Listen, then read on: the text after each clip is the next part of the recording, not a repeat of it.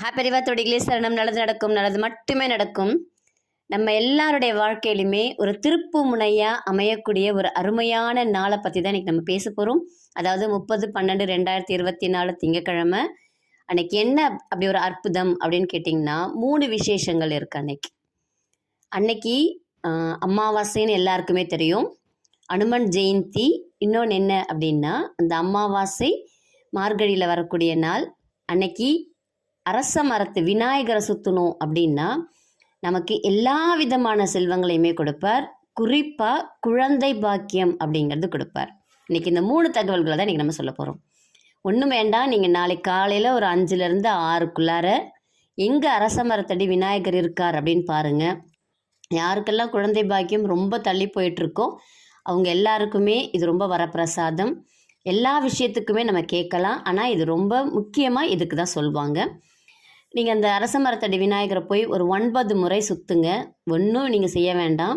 அந்த விநாயகருக்கு முடிஞ்சால் ஒரு மஞ்சள் குங்குமம் சந்தனம் வச்சு 2 வெத்தலை வாழைப்பழம் பாக்கு வச்சு நீங்கள் அந்த 9 சுற்று சுற்றுங்க.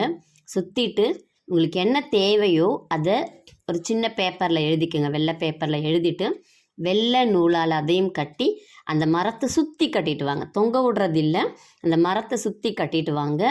9 நாள் கழித்து அதை நீங்கள் எடுத்துருங்க. கண்டிப்பாக அது நடக்கும் உங்களுக்கு. இந்த 9 சுற்று நீங்கள் சுற்றும் போதே உங்களுக்கு என்ன வேணுமோ அதை நீங்கள் மனசுக்குள்ளார சொல்லிக்கிட்டே சுற்றுங்க. கண்டிப்பாக அது நடந்துருச்சு அப்படிங்கிற மாதிரி நினச்சிக்கிட்டே காலையில் சுற்றுங்க. கண்டிப்பாக உங்களுக்கு அந்த காரியம் கைகூடும். இது ரொம்ப வரப்பிரசாதம் அப்படின்னு சொல்லலாம். நம்ம அந்த வாழைப்பழம் வெத்தலைப்பாக்கு நீங்கள் எடுத்துகிட்டு வர வேண்டாம். அதை அங்கே கோயிலில் யாராவது வேலை செய்கிறவங்க இருந்தாங்க அப்படின்னா அது கூட ஒரு 11 ரூபாய் காணிக்கையாக வச்சு அங்கே கொடுத்துட்டு வந்துடுங்க. அன்னையோட உங்களுக்கு இருந்த தோஷங்கள் எல்லாமே விலகி உங்களுக்கு ஒரு அற்புதமான ஒரு வளர்ச்சி கொடுக்கக்கூடிய நாளாக இருக்கும். அடுத்தது பார்த்திங்கன்னா ஆஞ்சநேயர். ராமாயணத்தில் திருப்பு முனை கொடுத்தவர் அப்படின்னா ஆஞ்சநேயரை தான் நம்ம சொல்லுவோம் இல்லைங்களா?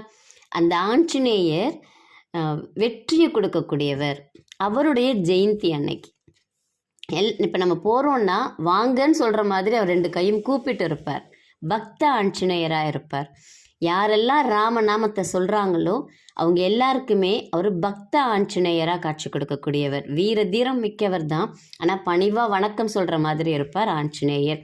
அப்போது நம்ம அணுகுவதற்கு எளிமையானவர் அப்படிங்கிறது தான் அதனுடைய பொருள். வெற்றியின் செல்வர் அவர், சொல்லின் செல்வர் அவர். அப்போது நம்ம ஆஞ்சநேயருக்கு என்ன செய்யணும் அப்படின்னா, வீட்டிலையும் செஞ்சுக்கலாம், நீங்கள் கோயில்லையும் செஞ்சுக்கலாம். உங்களுக்கு கோயிலுக்கு போக முடியும் அப்படின்னா வெண்ணெய் வாங்கி ஆஞ்சநேயருக்கு கொடுத்துட்டு உங்களுடைய கோரிக்கையை வச்சுட்டு வாங்க.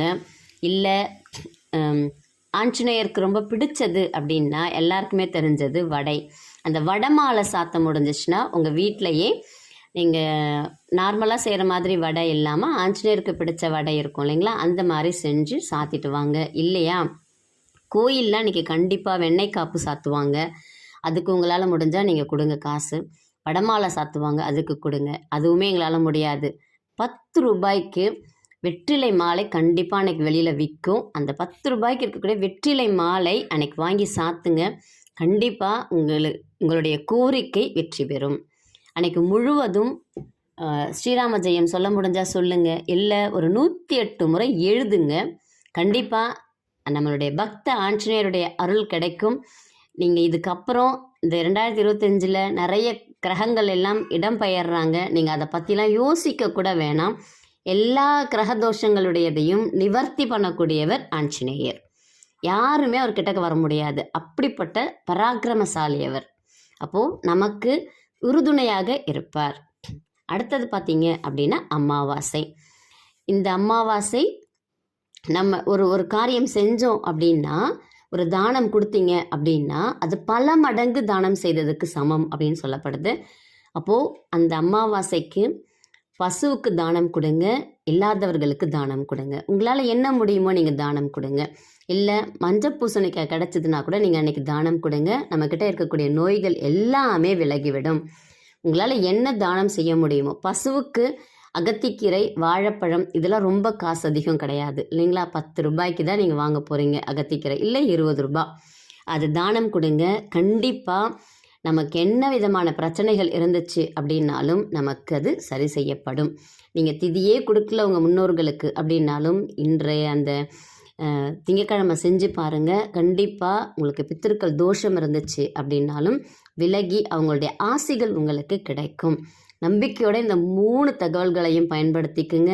வாழ்க்கையில் மிக பிரம்மாண்டமான வெற்றி பெறுவதற்கு வாழ்த்துக்கள். உங்களுக்கு ஜாதகம் பார்க்கணும், மலர் மருத்துவம் தெரிஞ்சுக்கணும் அப்படின்னா, கற்றுக்கொள்ளணும் அப்படின்னா இந்த பதிவில் வரக்கூடிய எண்ணுக்கு தொடர்பு கொள்ளுங்கள். நன்றி, வணக்கம். நல்லதே நடக்கும்.